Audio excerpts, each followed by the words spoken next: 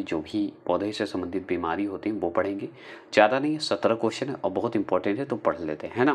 तो चलिए फास्ट पढ़ते हैं और ख़त्म कर लेते हैं, आज बायोलॉजी ख़त्म हो जाएगा लगभग। जैसे देखिए पहला क्वेश्चन है, एक मिनट, पहला क्वेश्चन आपके सामने है कि पादप रोगों का सबसे उत्तरदायी कारक कौन है।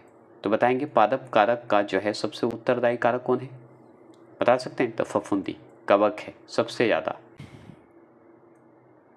दूसरा प्रश्न को ध्यान से देखेंगे, पौधे को रोग प्रतिरोधी बनाया जाता है, तो कैसे बनाया जाता है बता सकते हैं। तो हम बताएंगे ऑप्शन नंबर सी, जो लगाएंगे वो सही लगाएंगे। जंगली किस्म से प्रजनन कार्य करा के, मतलब प्रजनन करा के किया जाता है, या देखिएगा कारक मैंने बोला था, प्रजनन करा के करते हैं। तीसरा प्रश्न है कि हरित वाली रोग किस फसल से संबंधित है। तो हरित बाली वाली रोग जो है, हरित बाली एक रोग होता है, वो किस फसल से संबंधित है बता सकते हैं। तो हम बताएंगे ऑप्शन नंबर डी, मूंगफली से संबंधित है। क्या ये सही बताया? नहीं, मैंने गलत बताया। ऑप्शन नंबर सी, बाजरा से संबंधित है। किससे संबंधित है? बाजरा से संबंधित है। ठीक है, अब देखिए चौथे प्रश्न की बात करते हैं। चौथा प्रश्न है टीका रोग किस फसल से संबंधित है। तो टीका रोग जो है वो है आपका मूंगफली से संबंधित। याद रखिएगा, हरित बाली जैसे ही आएगा बाजरा लगाइएगा, टीका रोग आएगा तब मूंगफली लगाइएगा। ये सब रोग है, बीमारी पढ़ रहे हैं, ठीक है ना, प्लांट में जो बीमारी होती है उसके बारे में पढ़ रहे हैं। चलिएगा, पांचवा प्रश्न है कि धान का प्रसिद्ध रोग खैरा रोग किसके कारण होता है बता सकते हैं। तो बताइए। तो पांचवा प्रश्न का आंसर का जवाब ऑप्शन नंबर डी, याद रखिएगा, जस्ता की कमी के कारण होता है, मतलब जिंक की कमी के कारण होता है खैरा रोग। ठीक है, धान में। छठा प्रश्न है कि चाय में लाल रस्ट रोग किसके कारण होता है बता सकते हैं। तो हम बहुत अच्छे से जानते हैं, लेकिन आप बताइए। ये शैवाल के कारण होता है, ये मैं बता दे रहा हूँ। तो हैरे शैवाल हो या शैवाल दे, कोई दिक्कत नहीं है ऑप्शन में। चलिएगा, सातवां प्रश्न है कि नींबू का कैंकर रोग, मतलब नींबू में कैंकर रोग जो है किससे होता है बता सकते हैं, कौन सा कारण हो सकता है। ऑप्शन नंबर बी, जीवाणु बैक्टीरिया के कारण होता है। चलिए आठवां प्रश्न बताएंगे। आठवां प्रश्न है कि फसलों पर आक्रमण करने की कीट की प्रायः कौन सी अवस्था अधिक हानि पहुंचाती है। तो पता है, कीट जो आक्रमण करती है फसल पे और उसे हानि पहुंचाती है, तो वो कौन सी हानि पहुंचाती, कौन सी कीट का नाम बताइए। तो वो है केटर पिलर कहा जाता है। तो फसलों पर आक्रमण करने की कीट की प्रायः कौन सी अवस्था होती है। तो केटर पिलर की अवस्था होती है, जो कि अधिक हानि पहुंचाती है, और ये सही है। ठीक है, आगे चलेंगे। नौवां प्रश्न आपके सामने है।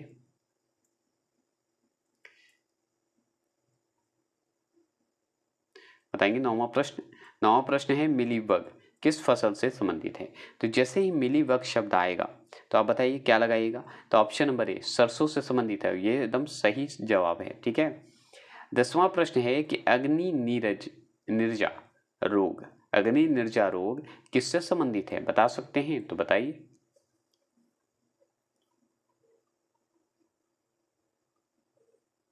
सेब से संबंधित है। ठीक है, याद रखिएगा। 11वां प्रश्न बताएंगे, गन्ने के लाल सड़न रोग, जो गन्ने में देखे होंगे सड़ जाता है, लाल जैसा दिखता है ना, तो सड़न रोग के लिए उत्तरदायी कवक कौन सा है, उस कवक का नाम बताना है। यहाँ पे कवक तो होता ही है, ये तो जान गए कि सड़ने का कारण क्या है, कवक, और कवक है तो उसमें कौन सा कवक होता है ये पूछ रहा है आपसे। 11वां प्रश्न का जवाब देंगे। तो ऑप्शन नंबर डी, कोले ट्रोटिकम फाल केटम बोला जाता है। तो कोले ट्रोटिकम फाले केटम होते हैं, याद रखिएगा, कवक उत्तरदायी होता है, ये कवक है।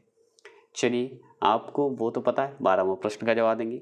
तो मूंगफली में होने वाले टीका रोग के लिए उत्तरदायी कवक बताइए। अब ये तो जानते हैं कि टीका रोग जो है मूंगफली में होता है और इसमें कवक के कारण होता है।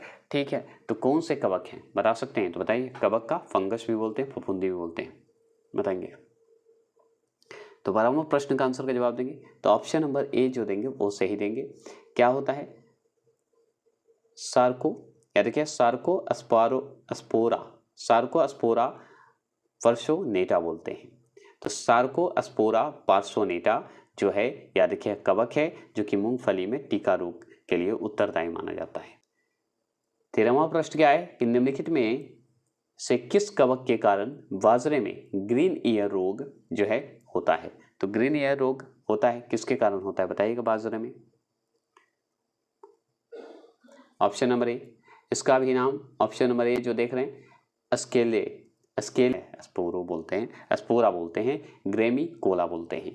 तो अस्केले या अस्केलरो, अस्पोरा, ग्रेमी कोला बोलते हैं, जो कि ग्रीन ईयर रोग है, जो कि बाजरे में होता है। किसके कारण होता है? कवक के कारण। और कवक जो है, कवक का नाम क्या है? तो अस्केलरो, अस्पोरा, ग्रेमी कोला नाम है। 14 प्रश्न है कि आलू में होने वाले उत्तरभावी, ठीक है, अंगमारी रोग के लिए उत्तरदायी कवक कौन सा है? बताइए। अंगमारी एक रोग होता है, अंगमारी रोग, जो कि आलू में होता है, वो बताइए कौन सा कवक होता है उसमें? तो ऑप्शन नंबर बी, फाइटोफेथरा, ठीक है, फाइटोफेथरा इन्फेस्टेंस बोलते हैं। ये जो है कवक है, जो कि अंगारी रोग जो है किस में होता है? आलू में। आलू को क्या है? आलू में जो अंगारी रोग होता है वो कवक के कारण होता है। कौन से कवक? तो फाइटोफेथरा इन्फेस्टेंस कवक है, उसके कारण होता है। ठीक है, आप बताइए सिस्ट्रस कैंकर है क्या? तो सिस्ट्रस अगर बात करें, कैंकर है, तो एक नींबू का एक रोग है, नींबू का रोग है, नींबू में होने वाला रोग है। ठीक है, 16वां प्रश्न है, रिंग रोग के नाम से जाना जाता है। तो रिंग रोग के नाम से जाना जाता है, पता है? सेथिल रोग को कहा जाता है, रिंग रोग के नाम से जानते हैं। और भी एक नाम है जो कि आपको बाद में बताएंगे, आगे जब नेक्स्ट चैप्टर आएंगे उसमें। ऐसे उसका नाम हमको थोड़ा सा मतलब माइंड से स्किप है, इसलिए मैं बोल रहा हूँ। आलू में ब्लैक हार्ट का कारक कौन है? तो ब्लैक हार्ट का कारक कौन है पता है? तो देखिए, इसमें आंसर दिया हुआ है ब्रोमीन की कमी से, तो ये भी अपनी जगह पे सही है, लेकिन जब ऑप्शन सी नहीं रहता तो मैं लगा देता। तो जैसे ही आलू में ब्लैक हार्ट का कारक है, तो वो ऑक्सीजन की कमी के कारण होता है। एकदम सही जवाब है, याद रखिए। ब्लैक हार्ट मतलब काला काला आलू में दिखेगा कहीं कहीं, तो वो ऑक्सीजन की कमी के कारण होता है। अगर ये ऑप्शन नहीं रहता तो हम ऑप्शन नंबर बी लगाते तो सही लगाते, लेकिन ये गलत है option number B. Option number C होगा सही, राइट है। तो चलिए, ये हो गए आपका एक छोटा सा क्लिप था जो कि आपका ख़त्म हो गया। नेक्स्ट टॉपिक अब जो है बायोलॉजी का नहीं आएगा, अब आएगा जो भी आएगा आपका। अगर बायोलॉजी जो नहीं देखे वो जाके जाइए, प्लेलिस्ट बना दिया हूँ, सबसे इम्पोर्टेंट क्वेश्चन जो बन सकता है। अब आते हैं कौन सा चैप्टर? फिजिक्स का, जो कि सिर्फ फिजिक्स का चलेगा। जय हिंद, जय भारत।